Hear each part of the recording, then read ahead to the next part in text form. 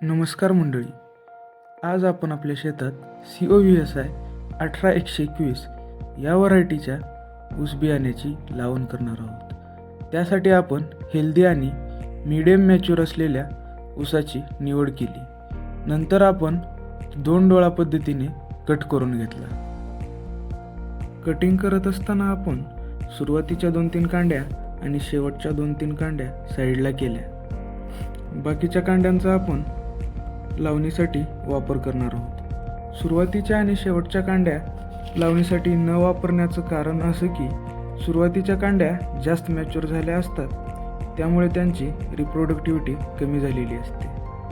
त्यामुळे त्यातून आपल्याला कमी फुटवे भेटतात आणि शेवटच्या कांड्यामधून फुटवे भरपूर येतात, पण ते मॅच्युअर नसतात. त्यामुळे ते खत आणि पाणी पिऊन, थोडक्यात खाऊन पिऊन मरतात. त्यामुळे आपण या दोन्ही प्रकारच्या कांड्या सोडून बाकीच्या हेल्दी कांड्यांची बीज प्रक्रिया करून घेतली.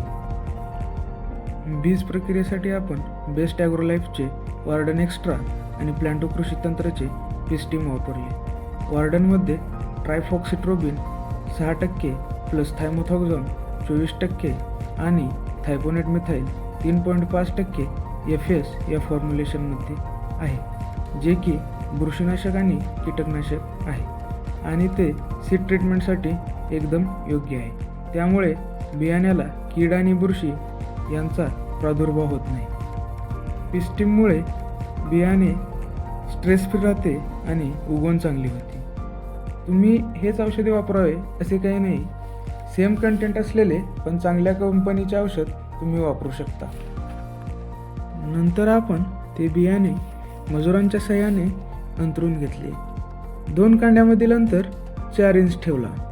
अंतरून झाल्यावर आपण ते बियाणे पाण्यासोबत सरीमध्ये लावून घेणार आहोत. पुढील व्हिडिओमध्ये आपण खत व्यवस्थापन आणि स्प्रेइंगबद्दल माहिती घेणार आहोत. धन्यवाद.